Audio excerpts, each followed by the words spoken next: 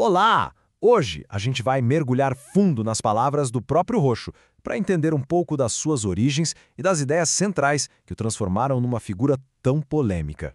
Vamos explorar a história que ele mesmo contou sobre a própria vida. Ok, para começar, vão direto para uma ideia bem forte dele. O Osho inicia sua história falando não do que ele aprendeu, mas justamente do que ele não aprendeu. Ele coloca essa falta de educação formal como a grande chave para toda a sua visão de mundo. Então, a base de tudo, segundo o próprio Osho, foi construída bem longe da influência moderna, num lugar que ele descrevia como se fosse um casulo de pura inocência. Imagina só, o lugar onde ele nasceu, o Kushuada, era tão isolado que nem jornal chegava. Para Osho, esse ambiente que muitos chamariam de primitivo não era uma desvantagem. Pelo contrário, era a fonte do seu verdadeiro eu, aquele que não foi moldado pela educação formal. Mas olha que interessante, essa inocência toda não levou a uma vida passiva, de jeito nenhum. Na verdade, foi o combustível para um espírito provocador, rebelde, que apareceu desde muito cedo.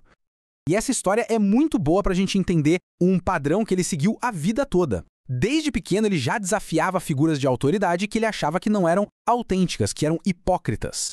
Ele não via essa atitude rebelde como um defeito. Para ele, era tipo um pré-requisito para a iluminação, sabe? Era a semente necessária para tudo que viria depois. E essa autoconfiança dele aparece numa outra história que é incrível. Pensa só, com 7 anos de idade, ele não só contesta a previsão de um astrólogo famoso sobre a própria morte, como faz uma contraposta dizendo que era o astrólogo que ia virar monge. E anos depois, ele vai cobrar a aposta. Isso mostra uma certeza em si mesmo que era, no mínimo, audaciosa. Bom, essa mentalidade toda, essa rebeldia, acabou se transformando numa das ideias centrais do trabalho dele. A ideia de unir coisas que a maioria das pessoas via como opostos, como coisas que não podiam andar juntas. A ideia era a seguinte: ele olhava para o Oriente e para o Ocidente e via um desequilíbrio total, cada um focado só em metade da vida. O objetivo dele era juntar os dois. O Zorba, que é essa figura que ama a vida, os prazeres, o mundo material, com o Buda, que é a meditação, a iluminação, o lado espiritual. Uma ideia bem radical que dizia que não precisa negar o mundo para encontrar o espírito. Ou seja, o ponto-chave aqui não era escolher um caminho ou outro.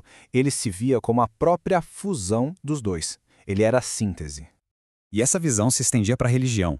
Para ele, a meditação de verdade acontece num lugar além da mente, enquanto a religião tradicional, com seus dogmas e regras, fica presa dentro da mente. E essa filosofia de juntar os opostos, bom, ela se aplicava também às relações humanas. Ele encontrou um exemplo perfeito disso, numa amizade que, para todo mundo, não fazia o menor sentido.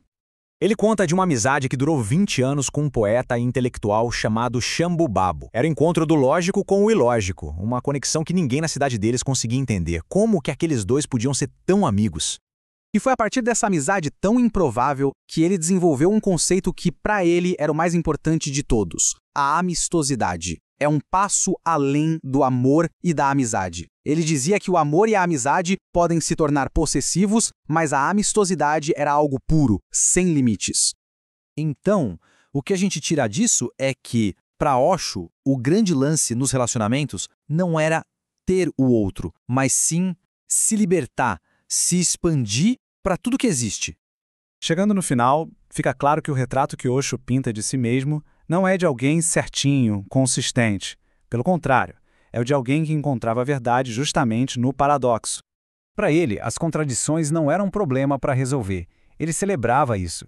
Ele dizia abertamente que adorava ser incongruente, porque via isso como parte central da sua identidade e da sua mensagem. E ele mesmo era a personificação disso, né? Era um mestre da meditação silenciosa.